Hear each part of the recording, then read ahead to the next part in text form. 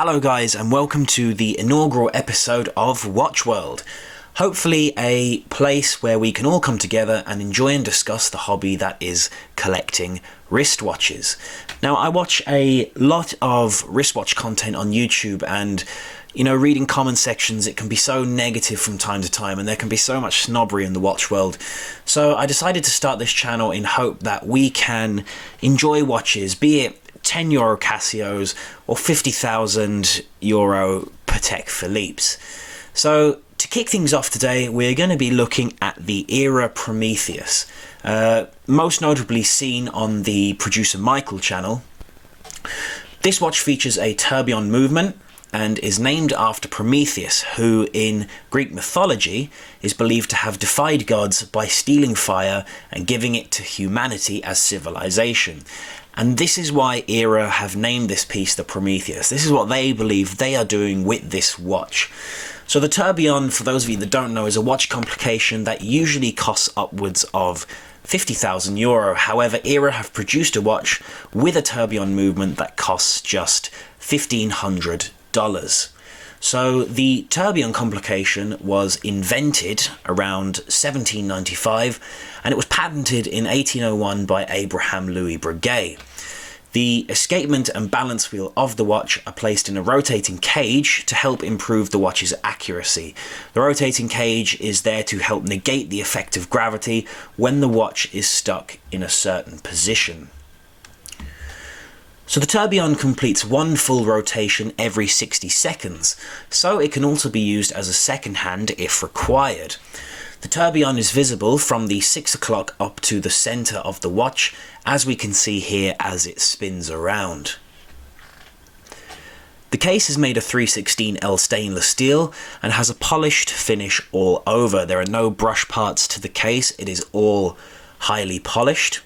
The case features a sapphire crystal, so doesn't scratch easily, and also features a 50-meter water resistance. But I wouldn't recommend taking this watch into any water-based environment.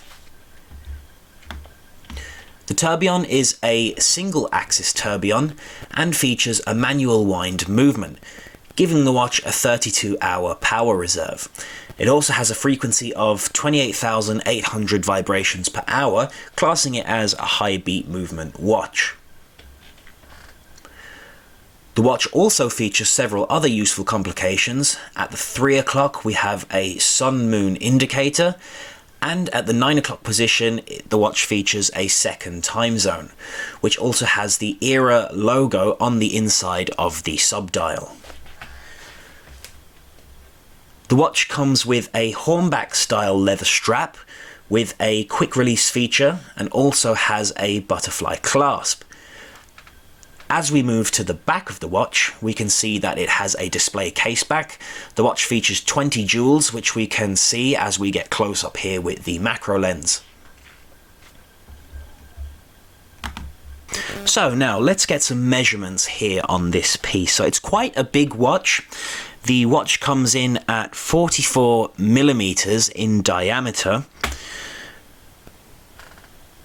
It has a thickness of 12.6 millimeters. Lug to lug, it comes in at 50.9 millimeters, so quite a large lug to lug. And then the strap width at the lugs comes in at 24.1 millimeters, so a 24 millimeter strap would fit this watch just perfect. Now let's have a look and see what this watch looks like on the wrist. So my wrists are about 6.5 inches, and the watch looks quite nice. You can tell it has a large lug to lug measurement. That 51 millimeters looks quite big on the wrist. I don't know how it would suit anyone who would have smaller than 6.5 inch wrists, because it would be quite big on mine.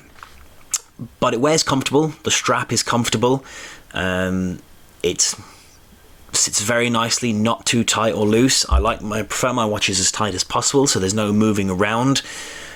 And yeah, quite comfortable. It would probably be suitable for a 7-inch wrist. I would say would probably be the most ideal. but quite comfortable on my 6.5-inch wrist. And lastly, before we finish up, let's take a look at the Lume.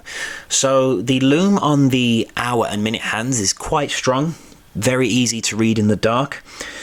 The hour markers on the watch dial are quite small, so the Lume does fade kind of quickly, but again, does burn bright for a short amount of time. Lume is also featured on the hour hand on the sub-dial for the GMT hand.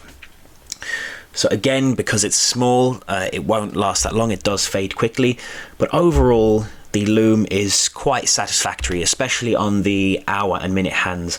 It stays bright for quite a long time, so no issues in reading the time there. So guys, I hope you enjoyed this review of the Era Prometheus. It was certainly a lot of fun to make. If you would like to see more reviews, I would appreciate if you would hit that subscribe button, and hopefully there will be more reviews coming soon. So thank you very much for watching, guys, and I'll see you in the next one.